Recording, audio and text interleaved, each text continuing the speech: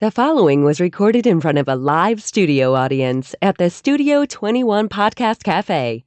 This is the United Podcast Network.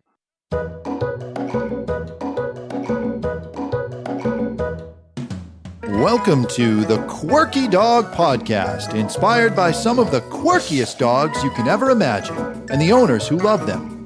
This podcast is brought to you by the quirky couple themselves, Scott and Jess Williams. Their aim is to educate and entertain. Here's Scott and Jess. Welcome, guys, and happy Wednesday. I feel so empty up here without guests and balloons and everything else. Today, we are going to talk about situational awareness. But first, we're going to start with the quirky tip of the day. All right, my quirky tip of the day is, if you have not already, please subscribe to Frankie Joris's new newsletter. It's awesome. I just subscribed.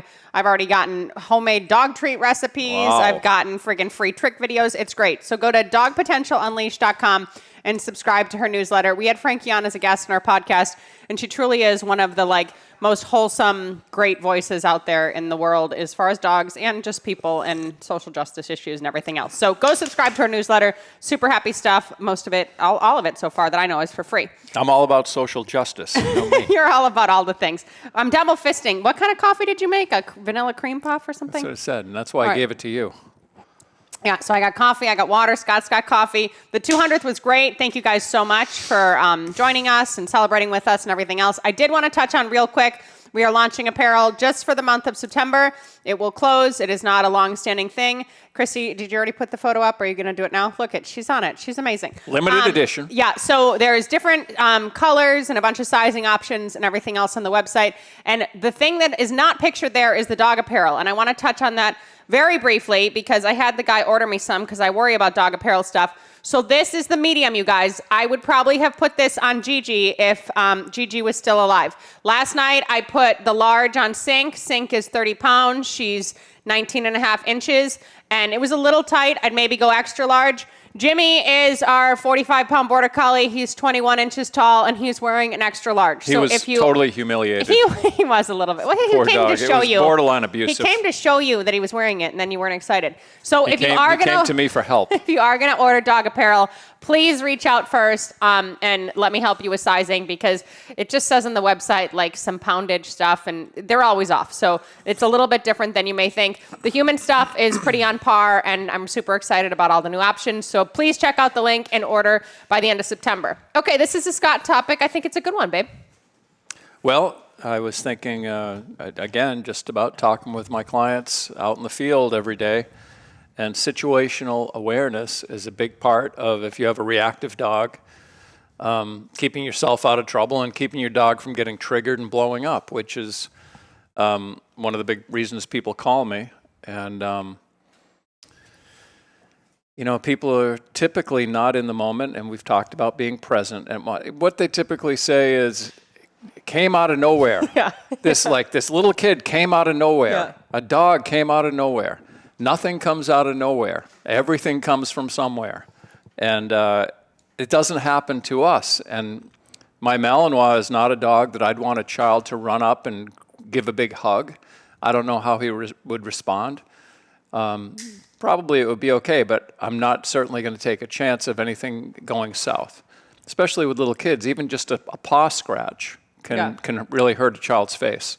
So I am always situationally aware when I have my dog. I haven't done it this week, but I was taking my dog out for walks early in the morning. You did it in Chatham. Yeah, and I'm aware of what's going on. I was on one road where there wasn't any houses. It was just a long, quiet road. I took him off leash. And then when we got up to some busy area, I put him back on leash. And then we had a lot of dogs passing us and all kinds of activities. And it went without a hitch. There's no problem. But I'm aware of what's going on. I'm looking at people that say, hey, what kind of dog is that? Can I pet your dog? I said, no, thanks for asking. For whatever reason, we're working, we're going, boom, we go by, And so Well, and you're coming at it from the client perspective, but I think of it like, as far as I'm concerned, I'm situationally aware of other reactive dogs, like other BS that's going to pop up, and like protecting our own dogs who are neutral also. So there's many different ways to come at it. And we even had it happen yesterday. We had a floating appointment. We like to float sensory deprivation tanks. I was actually out in the backyard smoking a joint, and Vital's just running loose. She has a toy and everything else. And I think she dropped her toy to run after the squirrel, right? Yeah, squirrel just came up in the backyard. We have no fencing around our yard. Jess is stoned out to lunch. I was not stoned out to lunch at all. I was very situationally aware. Jimmy, I just put him on the treadmill. He was out there with us, like on a bed in the shade, chilling out. Vital's just running around, throwing her toy up and everything else. And literally within a moment's notice, the squirrel just started walking across the yard, and she's twitchy. She's, has a very fast twitch kind of dog, and very motion sensitive. And she was like, oh my God, what's that? And like left her toy to go run, and I screamed, Vital, here. She turned, grabbed her toy, and drove back into me. You even complimented my recall. It was an excellent recall. That was nice of you. And you just can't create those type of moments. I mean, you can proof the hell out of stuff and try to create these real life moments, but that dog's playing with her toy, and the next thing you know, she was at least 10 to 15 yards away before Jess even was able to call her. And she just turned on a dime and came right back, which was nice. She was still looking at the squirrel when she came back. she was like, oh, the toy, like, can I go now? Now can I go? Yeah, but then these are the things, like, it just comes second nature to us, but our clients especially struggle with it. And I'm just so situationally aware just to keep my dogs safe and protected and everything else. So we're going to go through some different ways, some different scenarios to kind of be prepared and everything else. And this is a big topic. I was doing some research on it, and like, you type in situational awareness into frickin' Google, they talk about all kinds of things. So there's basically 3 stages of it, and it's perception, comprehension, and projection. So your perception of situational awareness is like, what's going on, what should I be ready for, what could happen, everything else. Comprehension is actually like understanding, like what you're going to do about it, how you're going to work through it, and everything else. And then projection is, yes, how does that situation work out? But then future situations, how do they work out? And there's different levels of, this was on somebody's specific site about situational awareness. You can be like comatose, so you're not able to function at all, and you're not situationally aware whatsoever. That's most of society. Well, not that bad. Highly alert. There's a confirmed threat. You must act. I would say that, if anything, sometimes clients are hypervigilant and they're highly alert when they shouldn't be, and maybe that's creating more issues for their dogs. They're just always concerned that there's like this impending threat, and they have to be super concerned about it. Yes, most people need more situational awareness, but those who are situationally aware, maybe it's too much, so they may fall into that high alert area. Focused awareness, you're just carefully observing a potential threat. Relaxed awareness, you're enjoying life while paying attention. I guess I would fall into that category yesterday when I was sitting in the backyard. And then you're totally tuned out. You're not paying attention at all. So comatose is like medically not there, and then tuned out. That's how a lot of, not only you, but that's how a lot of society lives these days. So it's important to kind of bring it back, especially when our dogs are around us, right? I don't care what you guys do on your own time. I really don't even care how you interact with your kids. But when you have your dogs in your presence, you cannot be tuned out. That is not an okay way to be. Yeah, and I always think about analogies when I'm trying to explain the importance of something or get it to sink in. And, the first thing I thought of was women that take self-defense classes. One of the first things that they're taught is this situational awareness of, be aware of your environment and make, conservative choices. Don't go down a poorly lit alley or road or go under a bridge that's dark at night, things where you potentially could be harmed, and you're scanning the environment. It's not being paranoid, it's just being aware. Be aware of what's going on.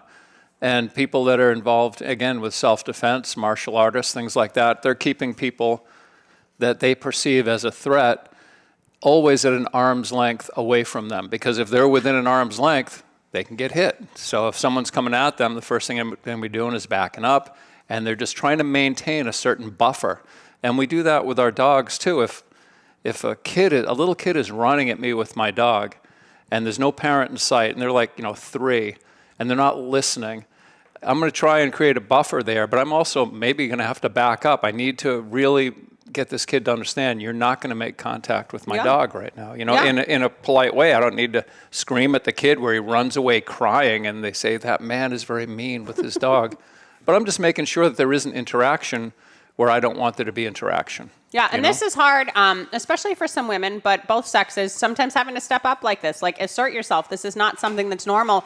But when you have a dog, a small dog that could get injured, a big dog, a dog that everyone's attracted to, some dogs are just freaking really good looking. We had this pit bull in for board and train recently, and I swear to God, the dog was like a magnet. I mean, we'd take him anywhere, and everyone's like flocking to him, like, oh my gosh, he's so striking. Like, this is so amazing. You may have a dog that people are more into, and you're going to have to be an advocate for your dog there and stepping in and everything else. So when would this type of thing pop up? I would say anytime that you're going into a vet's office, if you have a dog that's a little bit iffy, go in without your dog at first. Don't just walk into the vet's office with your flexi, let it loose. All of a sudden, shit hits the fan before anyone's aware it can happen.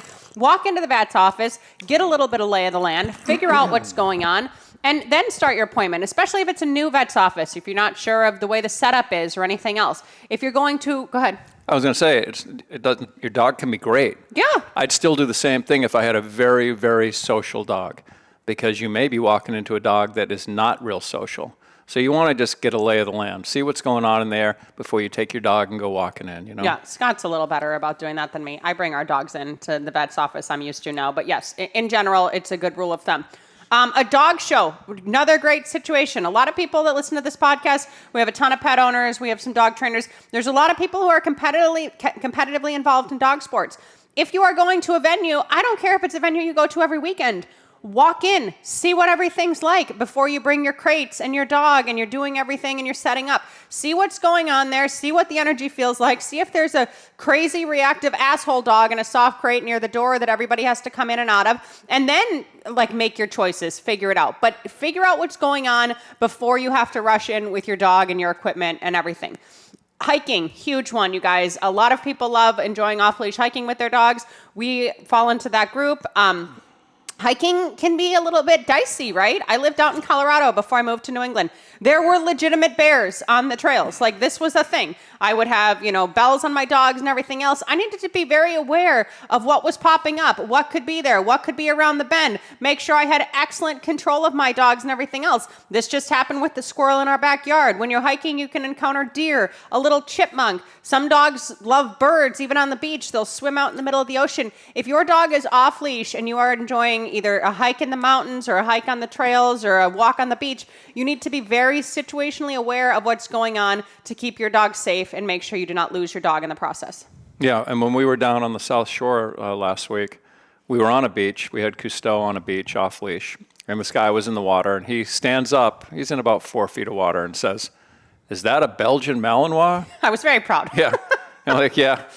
And he starts, of course, marching up out of the surf and he has to say, I'm a dog guy. I'm part dog. Yeah, and we just very quickly handed Cousteau a flip-flop. Well, I told him to lay down. We said, we'd rather you not interact with him, and we just chatted with the guy while Cousteau was in a downstage. But I will say, the funny thing about him was that let him be. He was a nice guy. He was a great guy, but he turned out his dog had bit someone, and then he got bit by another dog, and all this stuff's going on. Everybody has trouble. But the bottom line is we're very situationally aware of what was going on, and we have to be. And this is who we are as people, right? We have these pet dogs. We have our personal dogs, whether they're great or maybe they could get into an altercation with a dog or something else. It doesn't matter. We need to make sure that we are very situationally aware, and it comes second nature for us right now, but a lot of people struggle with this issue. All right, let's go to break super quick, and when we come back, we're going to hash this out a little more.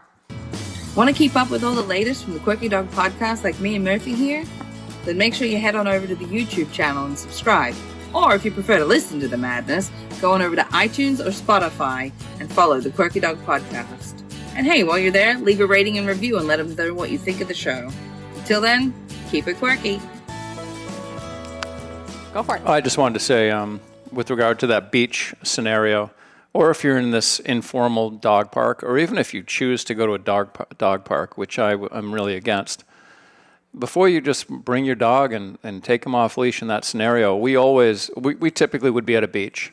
And there'll be other dogs at the beach. But before we get anywhere near other people and their dogs, I'm observing the control that people have of their dogs. Yeah. So if they don't have their dogs off leash, they're telling me they don't have control of the dog off leash. I appreciate that. I'm so happy they have their dog on a leash.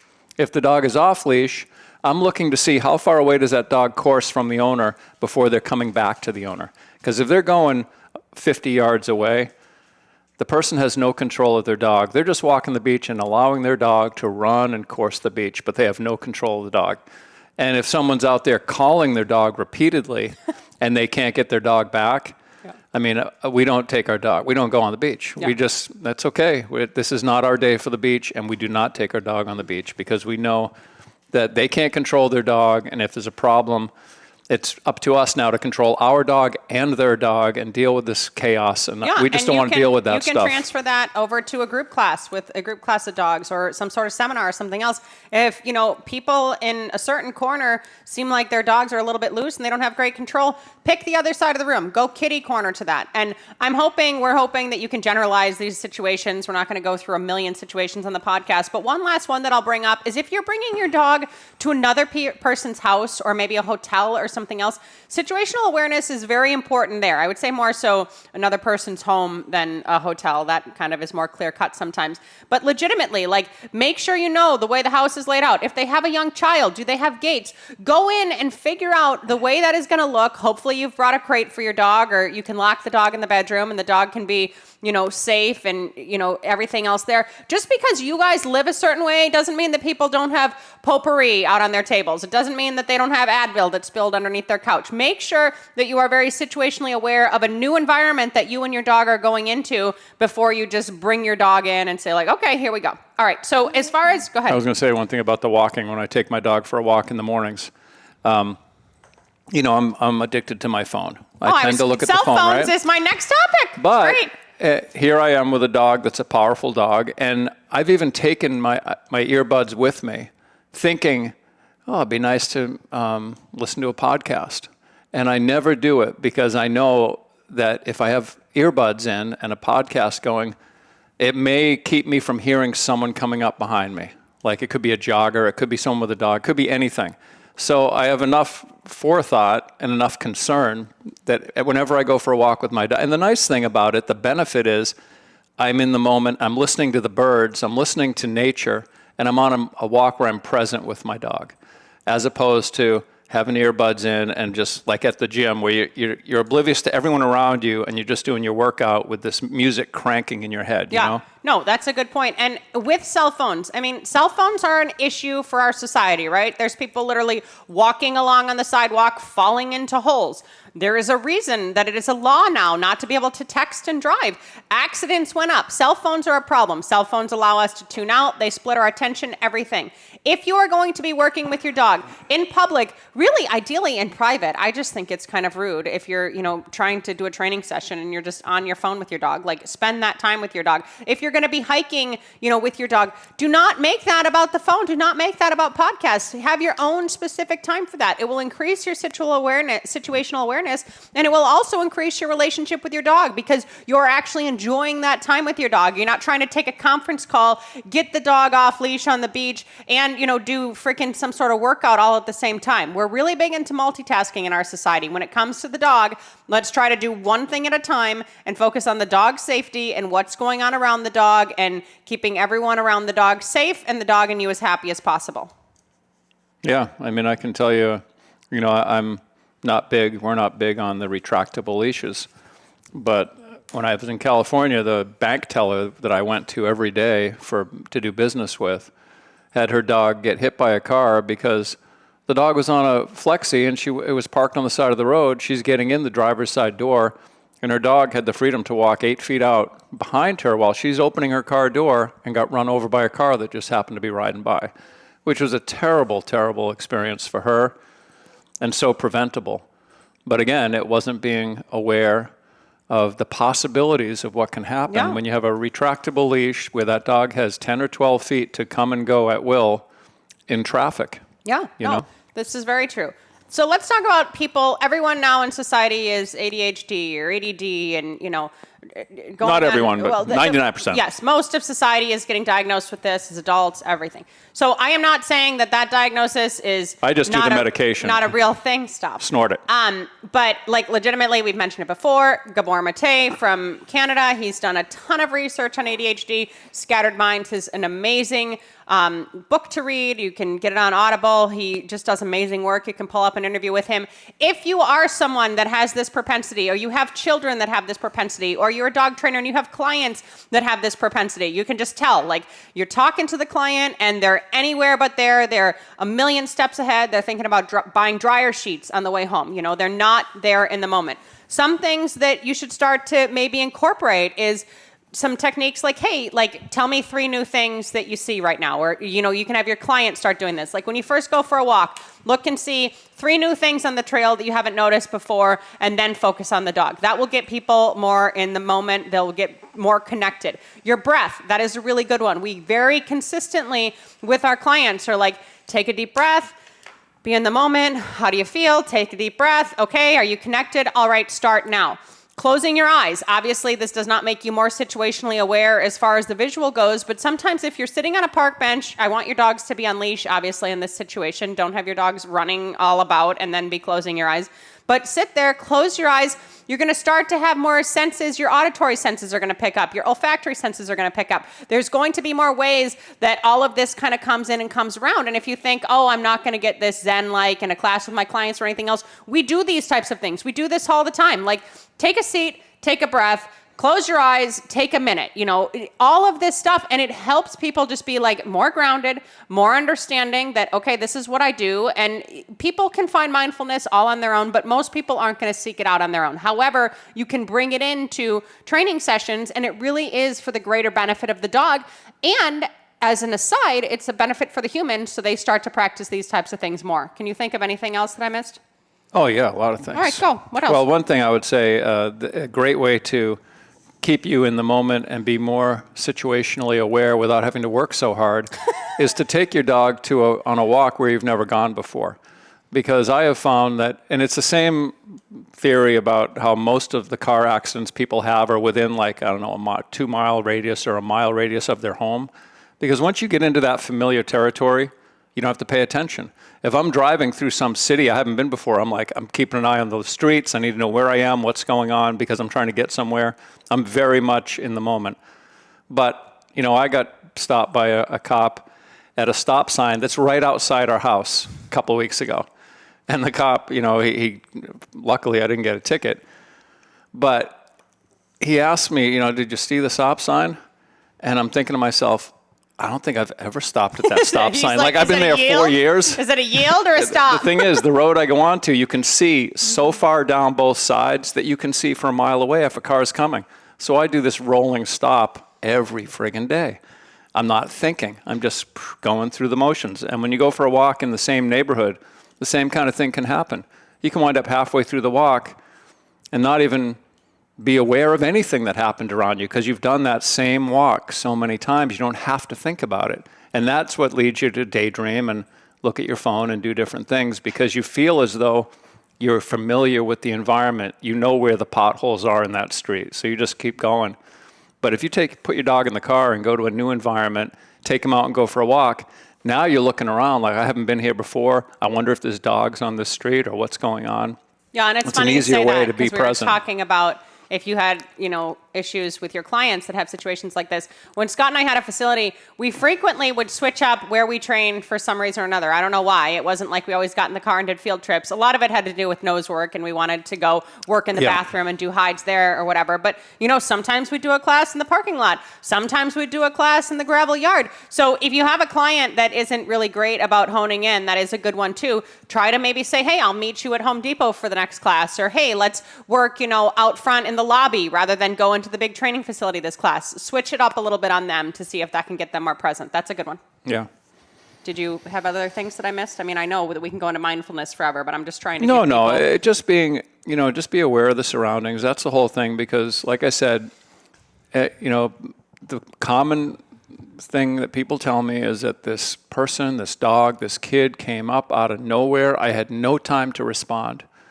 And part of that could be that they didn't know how to respond, so they just didn't respond. And that gets into having a plan. So part of being aware of the surroundings and being confident and comfortable in these new environments is having a plan for what happens. And I've talked about body blocking. You know, if someone's coming, the first thing I do is I step between my dog and whatever it is that's coming. It's just a natural thing. I don't stand there with my dog standing there, hoping with my fingers crossed that my dog likes this person. because I have clients with dogs like that. They're like good with maybe 40 or 50% of the people, or even 70% of the 80, people. yeah. They're just really good.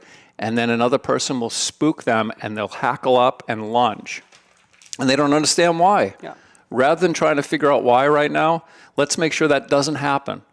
You know, and it's as simple as just stepping in front of the dog and controlling the situation, you know? Yeah, and if you do feel like it came out of nowhere and you didn't have a plan, then make a plan for the future. You know, that's what they're talking about as far as this whole projection thing goes. And when you said, oh, it came out of nowhere, I think of last Thanksgiving, we were hit by a deer, coming back from Thanksgiving, a deer hit the driver's side door. And then a few months later, actually, Scott was driving back from dinner and another deer ran in front of the car, and we've gotten deer whistles since. But that to me is something like, I couldn't prepare, I didn't see it happening. And then my brain segued over to when Scott was talking, you don't want that to be your dog. One, for your own sake and the loss of your own dog, but for the person that freaking out of nowhere, God, if I would have killed either deer or an animal at any point, if I see a squirrel, I'm going to get into like a 6-car pileup so I don't kill it. So please try to have the forethought that you're not losing your dog in these situations, that they're at risk of, getting hit by some sort of vehicle, or another person has to go through the trauma of that. Last thing I want to touch on is,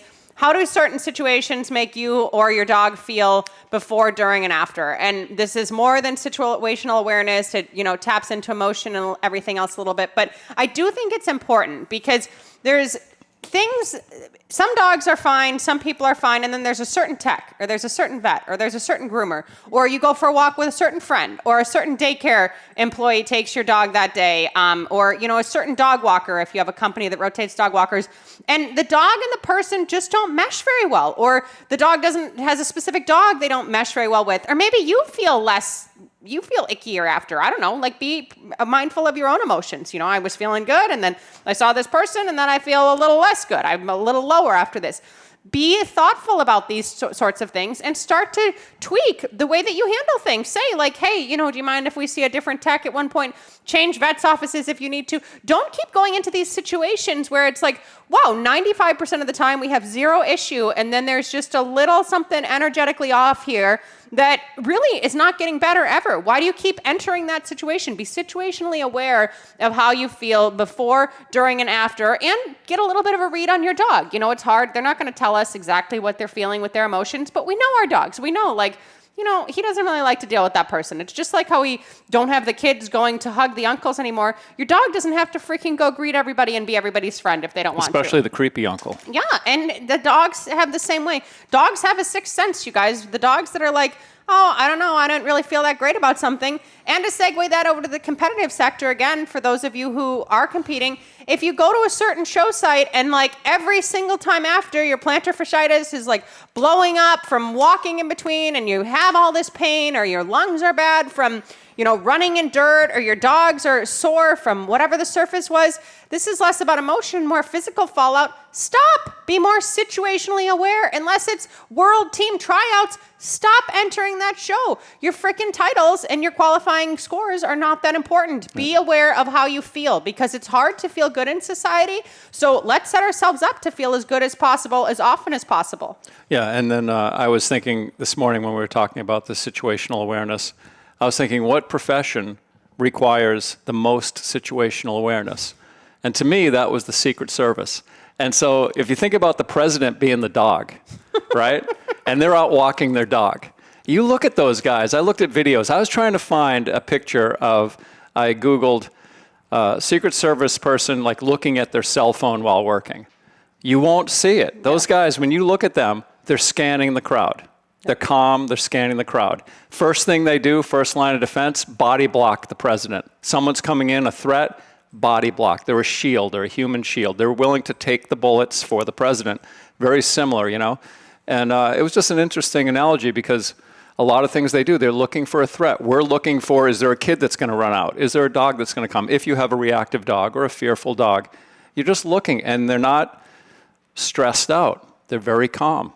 Because they're calm because they're trained. They've already know in their mind what they're going to do. So they're not all nervous about, what's going to happen here. They're totally calm because they've worked, they have a plan. If a person comes, we're going to disarm them. We're going to do this, we're going to do that. And they're not stressed about it because they have a plan. And that's the nice thing. They're aware of everything that's going on. They have a plan for worst case scenario. and they just move through crowds and don't even give it really a second thought. Yeah. So if you want to increase nice. your situational awareness, start to act more like a Secret Service man. All right, honey, anything else we missed? I'm sure there's more, but it is something to keep in mind, to be situationally aware of what's going on and have a plan so that you're not just creating anxiety for yourself. And the point is not to be paranoid. Or your dog. You don't want to be, grabbing the leash, pulling him in, all this. You don't want to be going through life paranoid. You just want to be proactive in observing what's going on in the world and taking care of your dog. Yeah. That's all we're doing. When Scott mentioned this as a topic, I had to go back. I went back through all 200 episodes. I'm like, well, we had to have done something, similar to this. And we talked about self-awareness in dog training. And we did a set and setting podcast that was, kind of more talking about like the psychedelic experience of like, consider the set and setting of how you're dog training or where you're doing some sort of certain trip or something else. But really, we have not touched on just situational awareness. And it bleeds through in podcasts, probably every week, if not every month, because it's just part of dog training. But it is really important to focus on, especially if you have clients struggling with this, especially if they have a big and powerful dog, especially if they have a reactive dog or an overly fearful dog. Situational awareness is paramount. And I will say also in closing, like if you get invited to a barbecue or something like that, and you're like, I got my dog, and they're like, oh, it's okay, bring the dog. Well, you know your dog. Think about what that situation is going to be like. There's going to be a lot of people there. There's going to be maybe all ages. There's probably going to be drinking. Is your dog going to be okay with that? Are you going to be okay with that? And if we're telling you not to be on your phone, maybe that means now you shouldn't be interacting with other people as much and you're going to be babysitting your dog more. Be aware of what your capacity is and be aware of where you're putting your dog and how much stress you're putting on your dog. Those type of situations, I've had several clients tell me that my friggin' dog bit someone at a barbecue. Yeah. Never does that. Yeah. Well, it turns out they're eating a hamburger. Someone's got their dog cornered under somewhere, a chair, and they're like, hey, buddy, and the dog is freaking out. Yeah, and that's a good setting because a lot of times the friends are like, oh, no, bring the dog. Tell them that the dog has Giardia and has to stay home. Or the dog in the gets in a dog fight with someone else who brought their dog, and that happened at a 4th of July barbecue with one of our clients. Yeah. Oh, the dog never does that. We couldn't get him to release. Like the dog was going to kill. Okay. And like he never did that before. We're starting to trip over into the paranoia. This is why he can't smoke the lunatic cigar, especially live. All right, you guys, next week we have a super special guest. I'm super excited about this episode. We're talking about positive herding with Barbara Bookmeyer. It was an awesome, awesome episode, and we talk about her new book, The Enrichment Games. But if you have not already, please click that apparel link because it's only up for this month. If you need us in person, Portland, Maine to Manchester, New Hampshire to Boston, Massachusetts, email us at studio@thequirkydog.com. And have a great week, guys. Keep it quirky. The views and opinions expressed by the hosts, guests, or callers of this program do not necessarily reflect the opinions of the Studio 21 Podcast Cafe, the United Podcast Network, its partners, or affiliates.